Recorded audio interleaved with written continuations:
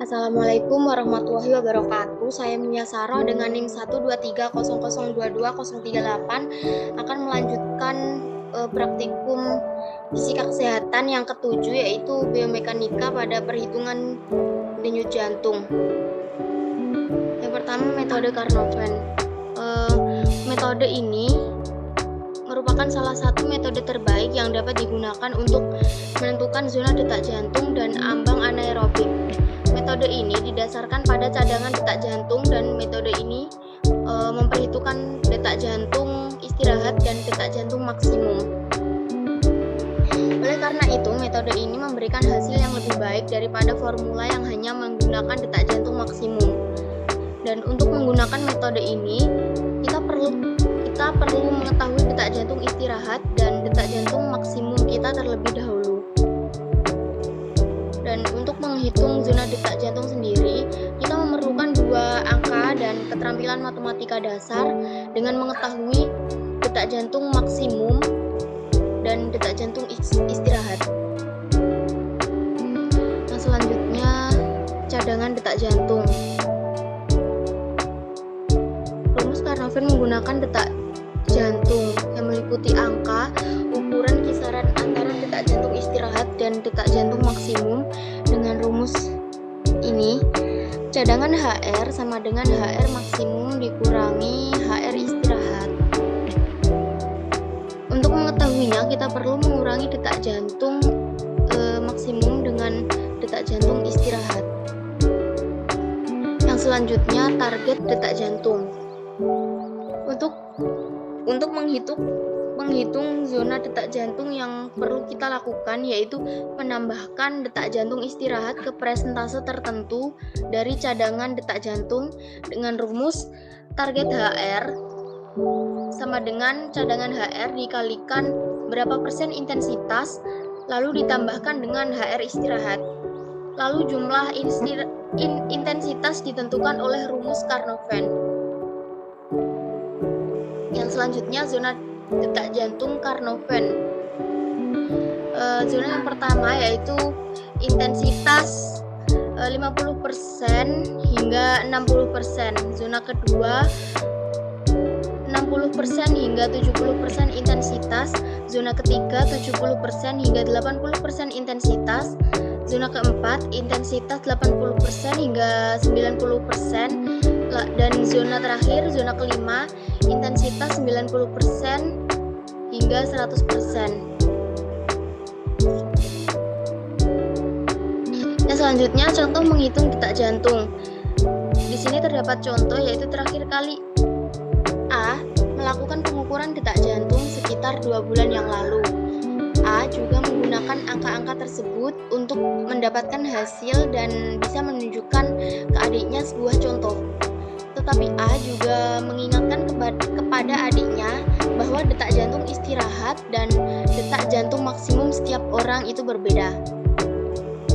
Jadi lebih baik menggunakan detak jantung diri sendiri saat melakukan perhitungan. Di sini diperoleh detak jantung istirahat yaitu 42 dan detak jantung maksimum yaitu 201. Lalu diperoleh yaitu cadangan SDM dikurangi detak jantung maksimum yaitu 201, lalu dikurangi detak jantung istirahat yaitu 42 dengan hasil 159. Yang selanjutnya menghitung zona. 159 ini diperoleh dari perhitungan detak jantung maksimum dikurangi detak jantung istirahat ini, dan diperoleh 159, lalu dikalikan dengan berapa persen intensitas. Berarti 159 dikali intensitas 50% ditambah 42 sama dengan 80, ditambahkan dengan 42 dan diperoleh 122. Begitu juga dengan selanjutnya. Nah, di sini terdapat 5 zona. Zona yang pertama 122 hingga 137, zona yang kedua 137 hingga 153, zona yang ketiga 153 hingga 169, lalu zona yang keempat 169 hingga 185, dan zona yang terakhir, zona kelima, yaitu 185 hingga 201. Dua ukuran yang umum dipakai untuk menghitung intensitas latih adalah asupan oksigen dan detak jantung. Asupan oksigen adalah jumlah oksigen yang masuk ke dalam tubuh saat respirasi. Asupan oksigen per kilogram berat badan per menit dapat dipakai untuk menghitung intensitas latihan. Pengukuran memerlukan keahlian dan alat yang rumit dan besar. Detak jantung atau heart rate atau biasa disingkat dengan HR seringkali juga dipakai untuk menghitung intensitas latihan. Pengukuran detak jantung mudah dilakukan dengan alat yang lebih kecil dan mudah dilakukan, sehingga penggunaan rumus detak jantung lebih sering dipakai untuk penggunaan awam. Salah satu rumus yang seringkali dipakai adalah rumus Carnot-Venn. Rumus ini sering digunakan dalam bidang latihan fisik dan rehabilitasi medik. Salah satu variabel pada rumus Carnot-Venn adalah detak jantung maksimum atau HR max, yaitu detak jantung tertentu yang dicapai seseorang saat dia memacu tubuhnya sampai dengan batas ketahanan fisiknya. Pengukuran HR maksimum ini secara langsung pada seseorang akan menimbulkan beban fisik yang berat untuk seseorang, sehingga perlu dipakai suatu rumus tertentu untuk memperkirakan HR maksimum ini. Rumus yang biasa dipakai adalah HR max sama dengan 220 dikurangi dengan umur. Umur di atas adalah umur pasien.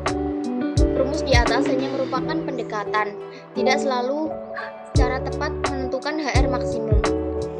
Selain rumus di atas, masih ada beberapa rumus lain dengan akurasi yang berbeda-beda secara umum. Kelemahan rumus-rumus semacam ini adalah terlalu berpatokan pada umur dan tidak memperhitungkan situasi populasi umum yang ada, sehingga beberapa sumber itu menyatakan bahwa rumus HR max sama dengan 220 dikurang umur ini tidak akurat. Lalu yang selanjutnya saya akan menjelaskan mengenai hubungan antara denyut jantung, aktivitas, dan metabolisme. Denyut jantung sendiri merupakan debaran yang dikeluarkan oleh jantung akibat aliran darah melalui jantung. Biasanya, dokter menggunakan stetoskop ketika memeriksa pasien untuk mendengarkan detak jantung yang memberikan informasi penting bagaimana kondisi jantung tersebut. Lalu aktivitas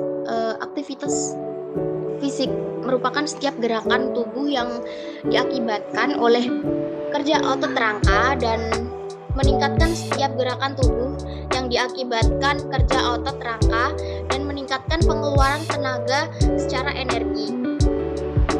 Aktivitas ini mencakup aktivitas yang dilakukan di sekolah, di tempat kerja, maupun di dalam keluarga ataupun rumah tangga.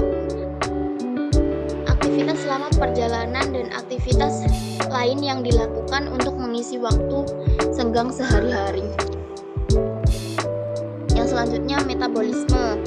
Metabolisme ini merupakan seluruh reaksi biokimia yang bertujuan untuk mempertahankan kehidupan yang terjadi di dalam organisme.